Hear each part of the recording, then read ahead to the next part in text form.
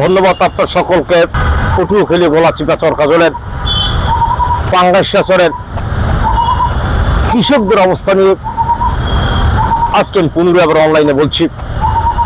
জাতীয় পার্লামেন্ট নির্বাচনের পরে কিছু নেতারা পাঙ্গাসিয়াচরে কৃষকদের সম্পত্তি বিভিন্ন স্টাইলে দখল করার জন্য পায়তারা করছেন।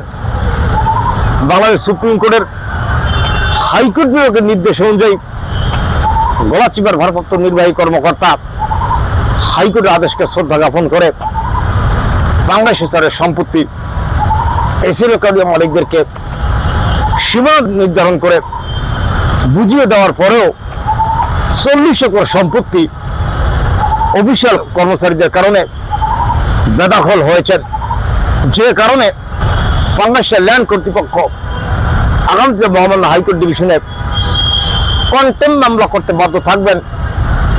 ইতিমধ্যে পার্লামেন্ট নির্বাচন করার পরে চরকাজল, চরবিশ্বাস এবং গলাচিপার কিছু নেতারা এই পাঙ্গাসিয়াচরে কৃষকদের জমি এসিরকালীয় সম্পত্তি এবং রায় ডিগ্রিকৃত সম্পত্তি দখল করার জন্য বিভিন্ন স্টাইলে পায়তারা করছেন এবং এখন থেকেই তারা চরে টহল দিচ্ছেন কার মাধ্যমে দখল করবেন এবং দখল করে কেনাবেচা করার জন্য বিভিন্ন লোকদের কাছ থেকে তারা টাকাও হাতিয়ে নিয়েছেন।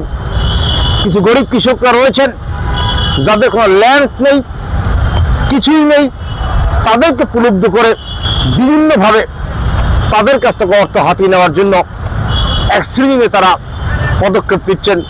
সে অর্থের বিনিময়ে পাঙ্গাসিয়াচরের এসিরকালীয় সম্পত্তি দখল করে তাদেরকে দেবেন, এইভাবে পায়তারা করছেন।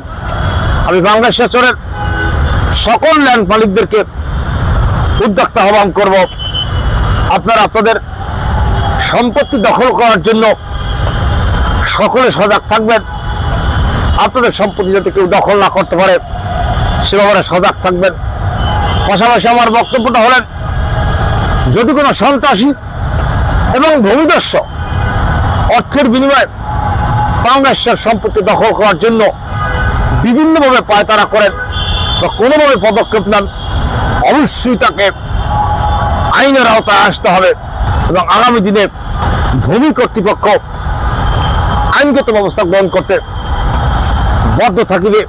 আমি পুনর্বার বলছি, কোনো সন্ত্রাসীর রাজত্ব বা কোনো ভূমিদস্যুদের রাজত্ব পাঙ্গাসিয়াচরে কায়েম করতে গিয়ে যদি কোনো ভূমি মালিকদের ক্ষতির সম্মুখীন হয়, কোনো ভূমি মালিকরা ক্ষতিগ্রস্ত হয়ে থাকেন, অবশ্যই তাকে আইনের আওতায় আসতে হবে এবং আইনগতভাবে আমরা আমাদের সম্পত্তি দখল করতে বাধ্য থাকব।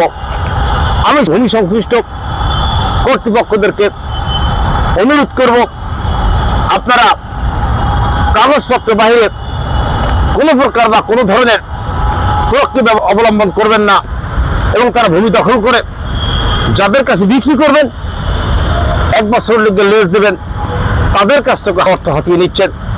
আমার অনুরোধ হলো, যারা তাদেরকে অর্থ দিচ্ছেন তারা আর অর্থ দিয়েন না। এই সম্পত্তির এসে করে যারা মালিকরা রয়েছেন, আপনারা ইচ্ছা করলে এসে রেকর্ডের মালিকদের কাছ থেকেও লেজ দিতে পারবেন।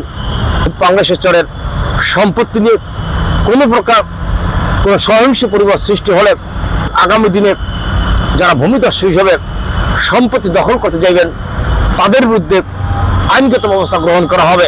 এবং আমার বক্তব্য শেষ করার পূর্বে পুনরায় আমি বলতে চাচ্ছি, পাঙ্গাসিয়াচরের তারা সম্পত্তির মালিক রয়েছেন, আপনারা সবাই সজাগ থাকবেন এবং আমাদের সম্পত্তি কেউ যাতে না নিতে পারে সে কারণে শত্রুর বিরুদ্ধে বা ভূমিদস্যুদের বিরুদ্ধে পদক্ষেপ নেওয়ার জন্য সকলে সজাগ থাকবেন। এই উদ্যোক্তা আহ্বান নিয়ে আমি আমার সংক্ষিপ্ত বক্তব্য শেষ করছি।